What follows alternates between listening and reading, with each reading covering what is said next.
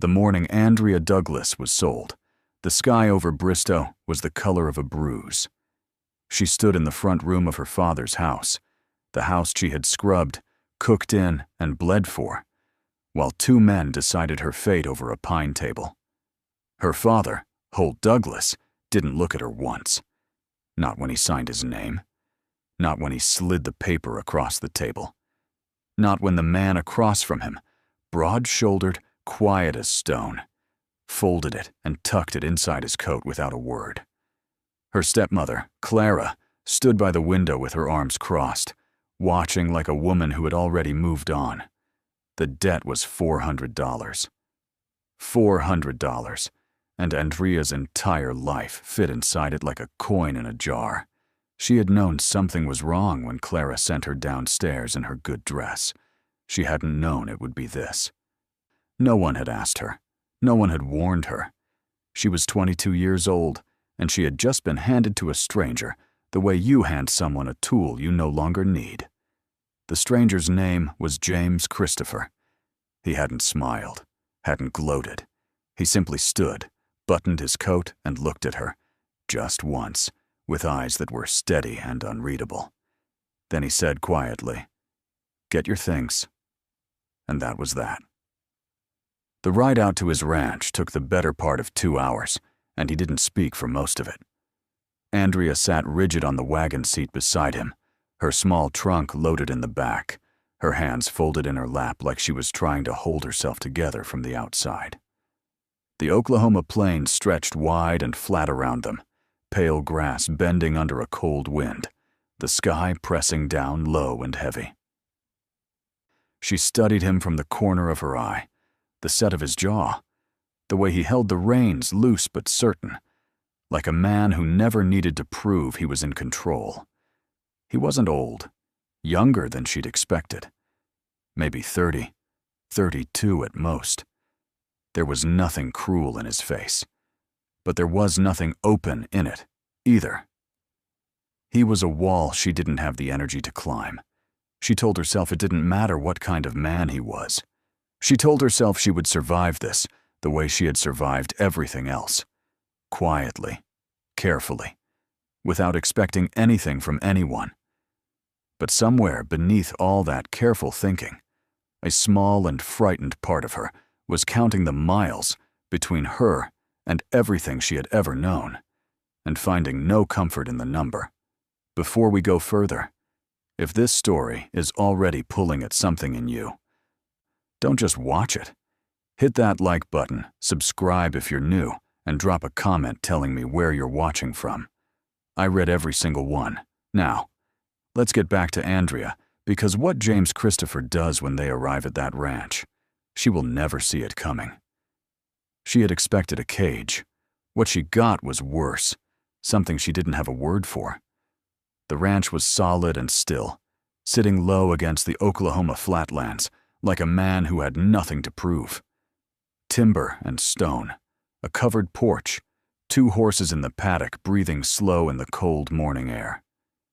Andrea stepped down from the wagon and stood in the red dirt and felt the silence press against her like a hand on her chest. There were no chains here, no locked gates, no darkness she could point to and call evil. That was the problem.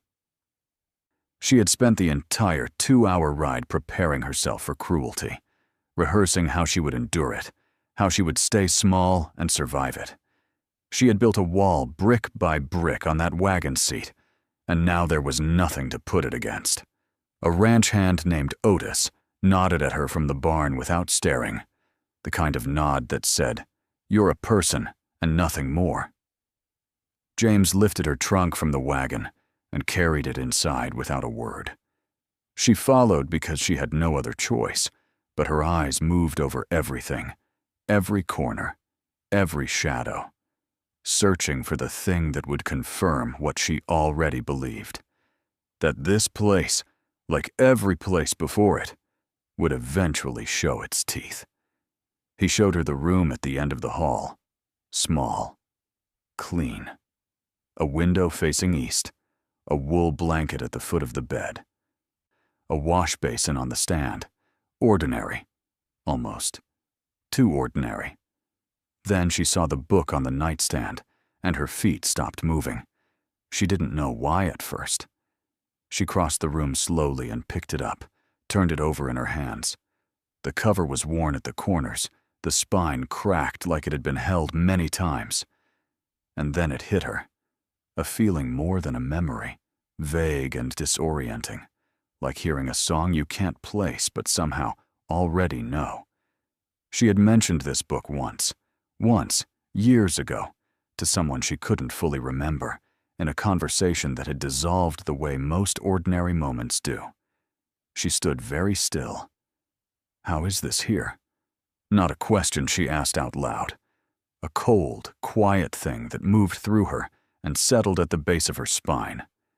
She set it down carefully. Like it might mean something she wasn't ready for. That was when James appeared in the doorway and set a small iron key on the wash basin without ceremony. "Lock's on your door," he said. "Koo's yours. Nobody comes in without your word." He was gone before she could speak.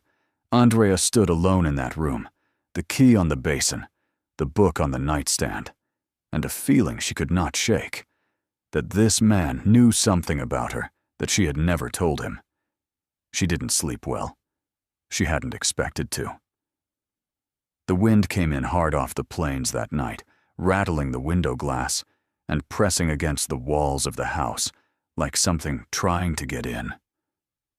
Andrea lay on her back in the dark, the wool blanket pulled to her chin, listening.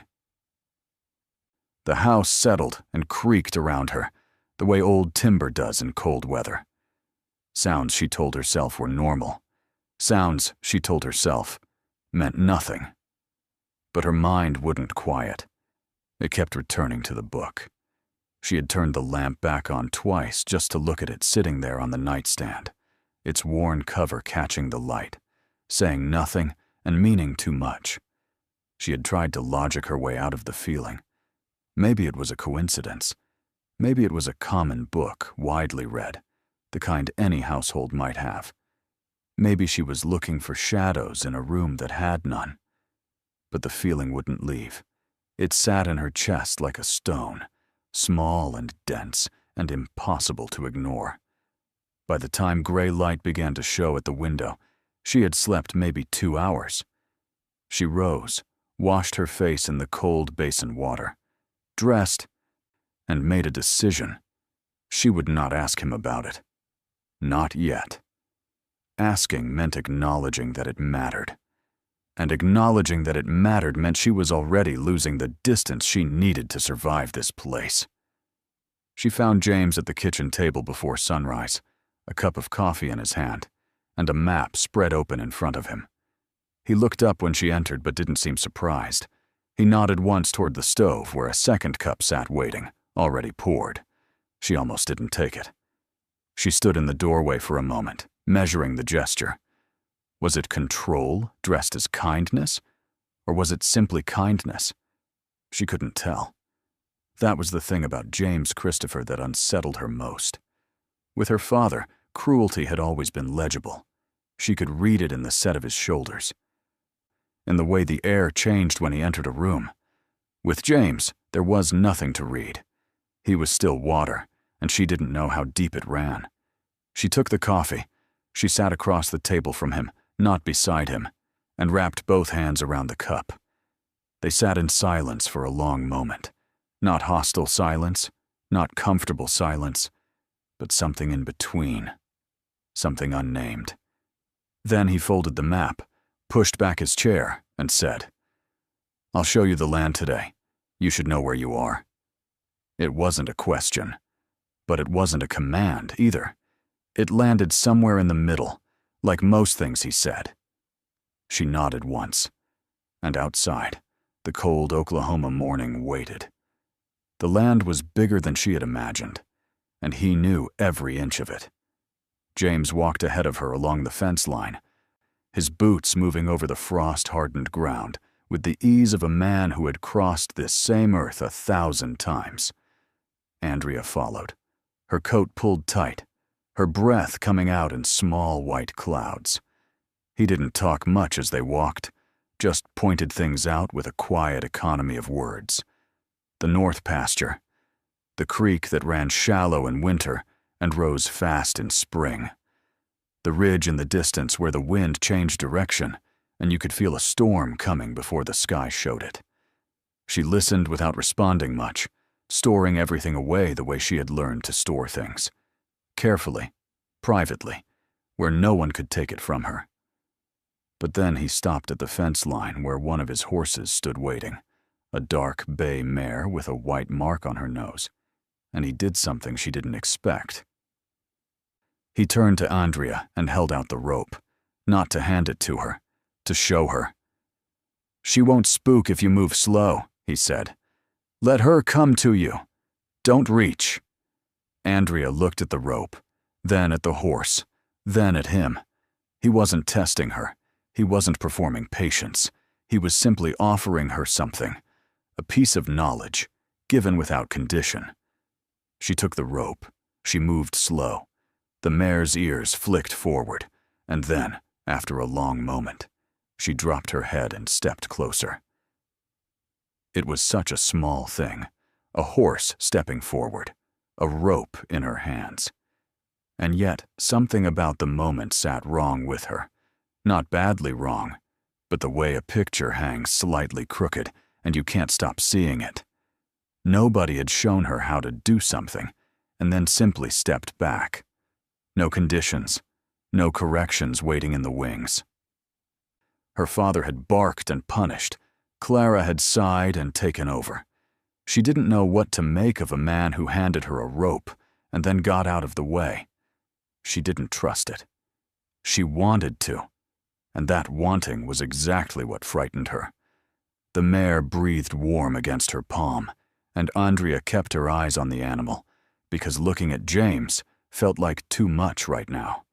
She was already carrying the book, already carrying the coffee poured before she'd asked, already carrying the key on the basin, and the way he'd said, "Nobody comes in without your word," like it was the most ordinary thing in the world to say to a woman who had just been sold. Each thing on its own meant nothing. She knew that. She told herself that.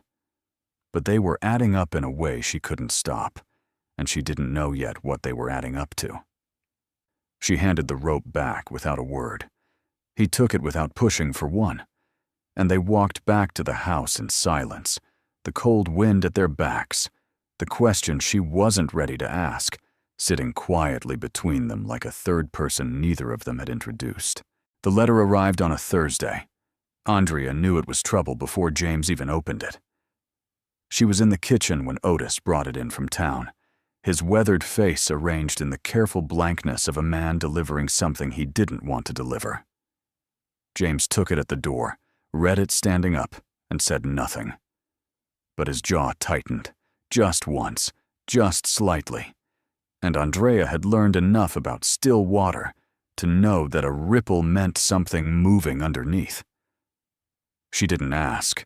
She went back to the pot she was stirring and kept her eyes down and waited, the way she had always waited, the way women in her position learned to wait, not with patience, but with a held breath that never fully released. It wasn't until supper that he told her. He set the letter on the table between them and let her read it herself. The handwriting was sharp and slanted, each word pressed hard into the paper, like the person writing it wanted to leave a mark. It was from Judith, her stepsister. Andrea read it twice, slowly, her face giving nothing away. Judith was coming to Bristow. She wanted to discuss the terms of the original debt agreement. Certain clauses, she wrote, that may not have been honored in full. It was the language of someone who had spent time constructing a trap and was now inviting you to walk into it. Andrea set the letter down. Across the table, James watched her with those steady, unreadable eyes. "She's not coming to talk," Andrea said quietly. It was the most certain she had sounded since she arrived. James looked at her for a long moment. "No," he agreed. "She's not." The days that followed had a different quality to them. a tightness in the air, like the stillness before a storm rolls in off the plains. Andrea found herself moving through the ranch with a new awareness, watching the road from the east window in the mornings, listening for the sound of a wagon she didn't want to hear. She had known Judith her whole life and had never once made the mistake of underestimating her. Judith was her father's favorite, had always been, would always be, and she had grown into a woman who wore that favoritism like a blade kept just out of sight. She smiled wide and spoke soft, and maneuvered around people the way water moves around rock, finding every crack, applying pressure until something gave. Andrea had spent years giving. She had learned to give before Judith even asked, just to avoid the cost of resistance. But this was different. This wasn't her father's house, and for reasons she hadn't fully examined yet, she found herself not wanting to give an inch of this place to anyone who came looking to take it. That surprised her. She stood at the east window on the third morning and watched the empty road, and felt something she hadn't felt in longer than she could remember. Not hope, exactly. Something quieter than that. Something that felt like it might be worth protecting. Judith Douglas arrived on a Friday afternoon, and she arrived like she always did, like she was doing someone a favor just by showing up. The wagon came up the road from town with the kind of unhurried confidence that belonged to people who had never once been told no and believed they never would be. Andrea saw it from the east window and felt her stomach drop the way it always did when Judith appeared. That old, familiar tightening, the instinct to make herself smaller, to preemptively give ground before the first word was even spoken. She didn't move from the window until the wagon stopped. Judith stepped down in a green dress that was too fine for Bristow and too calculated to be accidental, her dark hair pinned perfectly, her smile already in place before she'd even looked up at the house. She had brought no lawyer today, just herself and a carpet bag, and that smile, which Andrea knew better than to trust. James appeared in the doorway behind her. Andrea turned and found him already watching the wagon, his coffee cup still in his hand, his face arranged in that familiar stillness. "She's here," Andrea said. It was unnecessary. He could see that, but saying it out loud made it real in a way she needed it to be. He set the cup down on the sill.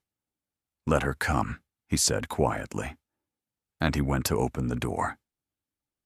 Judith sat across from them in the main room and laid her case out like a woman who had rehearsed it many times and enjoyed the rehearsal.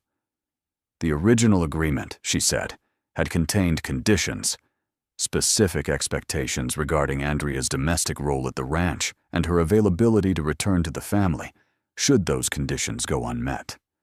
She produced a folded paper from her carpet bag and set it on the table between them with the practiced calm of someone placing a winning card. James picked it up, read it without expression, set it back down. "This isn't what was signed," he said. Judith's smile didn't waver. She said there may have been oversights on both sides, that she was simply here to ensure fairness for everyone involved. Andrea sat very still and said nothing because she recognized what was happening. This wasn't a legal dispute.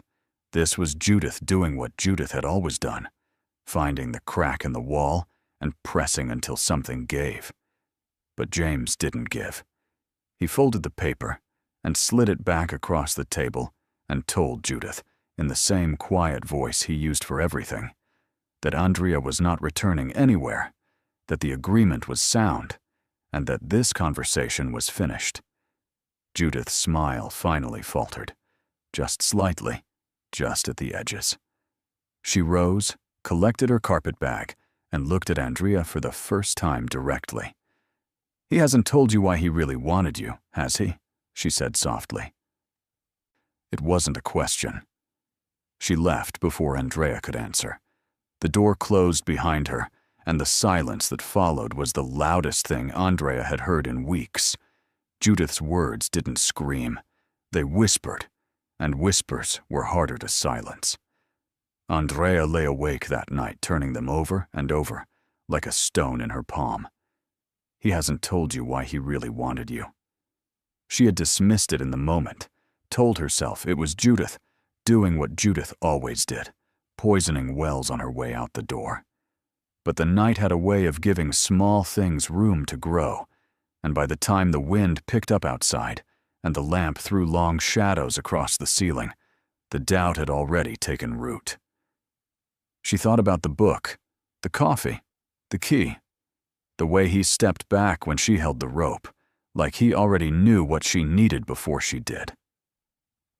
She had been telling herself those things were kindness, but what if they were something else? What if they were the careful, patient moves of a man who had decided what he wanted and was simply willing to wait for it? She had been sold once already by people who smiled and said it was for her own good. She knew how that story went. She knew how men framed their wanting in the language of protection, how they built you a comfortable room and called it care, and never once mentioned the walls. By morning, she had convinced herself of nothing certain, but she had unconvinced herself of the fragile peace she had been building, and that was enough to change everything. She was different at breakfast, and he noticed. She could tell by the way he didn't mention it. That careful, deliberate way he had of giving her space that she now couldn't decide was respectful or strategic. She answered his questions in short sentences, kept her eyes on her plate. When he asked if she wanted to check on the mare after eating, she said no, quietly, and he nodded and let it go. The morning passed with a cold distance between them that hadn't been there the day before. Then, just before noon, a section of the north fence came down in a wind gust. 3 posts pulled clean from the frozen ground, the wire coiled and dangerous, one of the horses already moving nervously toward the gap. There was no time for distance. James was already moving, and Andrea followed without thinking, because that was what the situation demanded, not because she had decided anything. They worked side by side in the biting cold for the better part of an hour, resetting posts, pulling wire, their hands raw and their breath ragged. He didn't try to talk, didn't try to use the moment. He just worked, steady and sure, and when the last post was set, he handed her a strip of cloth to wrap her cold, burned hand without making a production of it. She took it. Their eyes met briefly over the wire. She looked away first. Nothing was resolved. Nothing was said. But something in the tight machinery of her doubt had shifted, just slightly, just enough, and she hated that it had. He told her on a quiet Sunday evening, when the light outside had gone gold and the ranch had settled into its end-of-day stillness. She was sitting on the porch with the book in her lap, not reading it, just holding it. The way she had taken to doing when her thoughts got too loud for the inside of the house. She had picked it up without thinking, the way you reach for something familiar, and then caught herself doing it, and almost put it back. But she didn't. She sat with it in the cooling air and watched the last of the sun pull itself below the ridge and tried to sort through everything she was carrying. She heard the door behind her, and then James was there, lowering himself into the chair beside her with the slow deliberateness of a man who had something to say and had decided the time had come. He didn't look at her right away. He looked at the ridge the way he always did, like the land was something he was in conversation with. The silence stretched between them, but it wasn't uncomfortable. It was the silence of something about to happen. Then he said, without preamble, without softening it, "I knew you before you came here." Andrea went very still. The book sat heavy in her hands. She didn't speak. He continued, his voice low and even, like a man reading from something he had memorized, not because he'd practiced it, but because he'd lived with it so long it had become part of him. He told her about the market, a Thursday morning, 7 years ago. She had been looking at a display of books at a trader's stall, and he had been passing through Bristow on his way back from buying fence wire. He had stopped because she laughed at something, a quiet laugh, almost to herself, over a passage she'd read standing right there in the street. And it was the kind of laugh that made you want to know what was funny. They had talked for maybe 10 minutes. She had mentioned the book, said it was the kind of story that made the world feel less small. He had remembered it word for word. He had found a copy the following week and bought it, not knowing why exactly, only that it felt important to have. He had thought about going back to Bristow. He never did. Life moved the way life does. Seasons, work, the ranch demanding everything he had. And then word reached him, the way word travels in small territories, that Holt Douglas was looking to settle a debt in a way that no father should settle anything. That there was another man involved, older, with a reputation that made James's stomach turn. He had ridden to her father's house the same week. He had made the offer before anyone else could. Andrea sat without moving through all of it, her hands flat against the cover of the book. When he finished, she looked down at it for a long time. Then she opened it to the first page. In the bottom corner, faint but legible, was a date written in pencil. She did the arithmetic quietly in her head. It was the week after the market. She closed the book carefully. When she looked up at him, her eyes were steady, and her voice, when it finally came, was barely above a whisper. "You kept it all this time?" It wasn't a question. He met her eyes and held them. "Yes," he said simply. And the Oklahoma evening settled around them like it had been waiting for exactly this. Judith came back on a Monday morning with a lawyer and a look on her face like she had already won. The man she brought was thin and pale with a leather satchel and small eyes that moved around the room pricing everything they landed on. His name was Fitch. He introduced himself with the clipped efficiency of someone who charged by the hour and wanted you to know it. They arrived before breakfast, which Andrea understood was intentional. Judith had always believed in catching people before they were fully assembled. James met them at the door with the same stillness he brought to everything, and led them into the main room without a word, and Andrea stood at the kitchen doorway and watched and felt the familiar cold tightening in her chest. That old reflex, that old preparation for loss. Fitch opened his satchel and produced a document several pages thick and laid it on the table with the reverence of a man presenting something sacred. The claim, he explained in his clipped voice, was procedural. Certain requirements under Oklahoma territorial law regarding debt settlements involving transfer of custodial responsibility had not been properly witnessed or recorded. The original agreement, he said, may be considered void, which would mean Andrea's presence at the ranch was without legal foundation, which would mean she would need to return to her family while the matter was reviewed. He said all of this pleasantly, like he was discussing the weather. Judith sat beside him with her hands folded and her smile in place and her eyes on Andrea the entire time, watching for the crack. It didn't come. James reached into the inside pocket of his coat and produced a folded envelope which he set on the table beside Fitch's document without ceremony. Inside was a letter from a territorial court officer in Guthrie, dated 3 weeks prior, confirming the legal validity of the debt settlement, witnessed and recorded in full accordance with Oklahoma territorial statute. He had anticipated this. He had ridden to Guthrie quietly, without telling her, and he had made sure every document was ironclad before Judith ever stepped foot on his land. Fitch picked up the letter, read it twice, and had no answer for it. The room went very quiet. And then Andrea stepped forward from the kitchen doorway, fully into the room, fully into the moment, and she looked at Judith directly for the first time without flinching. She spoke clearly and without raising her voice. She said that she wasn't a clause in a document or a debt to be renegotiated.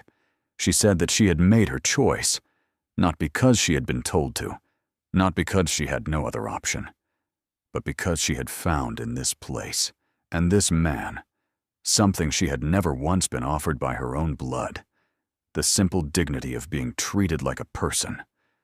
She said Judith was not welcome here again. Judith's smile finally collapsed entirely.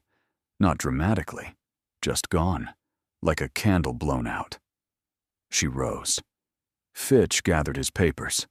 They left without another word. The door closed behind them, and this time, Andrea was the one who closed it. She turned back to the room. James stood by the table watching her with those steady eyes, and for once, she didn't look away. Spring came to Bristow the way good things always came to Andrea.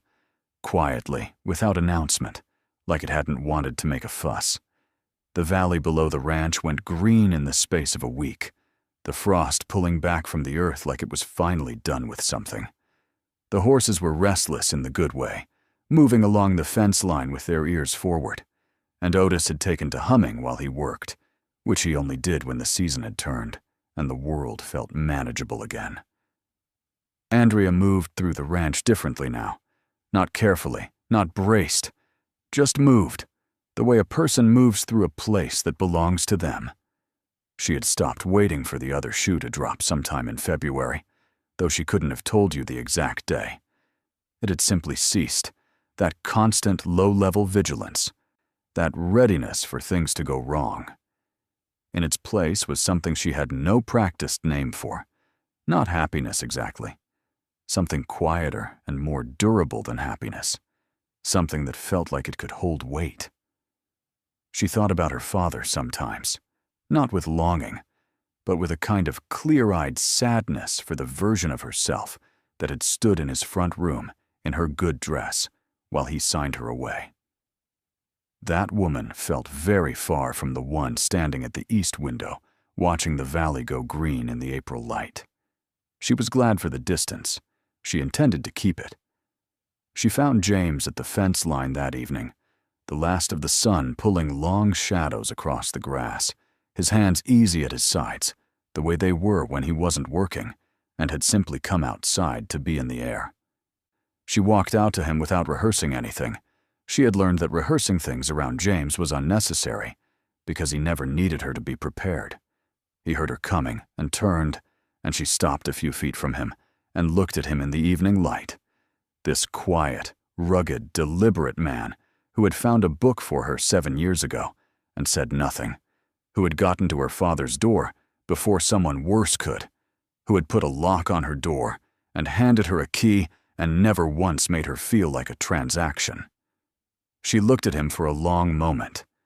Then she said, simply and without ceremony, "I think you should marry me, James Christopher." He looked at her.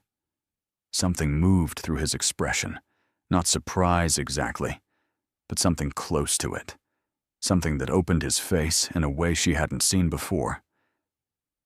Then the corner of his mouth shifted, just slightly, and he said, "I was going to ask you." She shook her head once. "I know," she said. "I wanted to ask first." He looked at her for another long moment, those steady eyes holding hers in the fading Oklahoma light, and then he nodded, slowly, like a man receiving something he had long stopped believing he deserved. "All right then," he said quietly. Behind them, the valley held its breath. Around them, the spring evening settled soft and golden over everything, and Andrea Douglas stood in the middle of it, chosen, choosing, finally and completely her own. And that is the story of Andrea Douglas and James Christopher. Two people brought together by the worst of circumstances and held together by the best of who they were. Andrea came to that ranch with nothing but her name and her dignity, and she left that transaction with something far greater, a man who had chosen her quietly, consistently, and completely, long before she ever knew she was being chosen. James never asked for recognition. He asked for nothing at all. He simply made sure she was safe. And then he waited. And then he loved her in the only way he knew how. Steadily, without performance, for the rest of his life. If this story moved you, you already know why. Because somewhere in Andrea's journey is every person who has ever been underestimated, overlooked, or handed off like they didn't matter. And somewhere in James is the quiet hope that someone out there sees us, really sees us, and thinks we are worth remembering.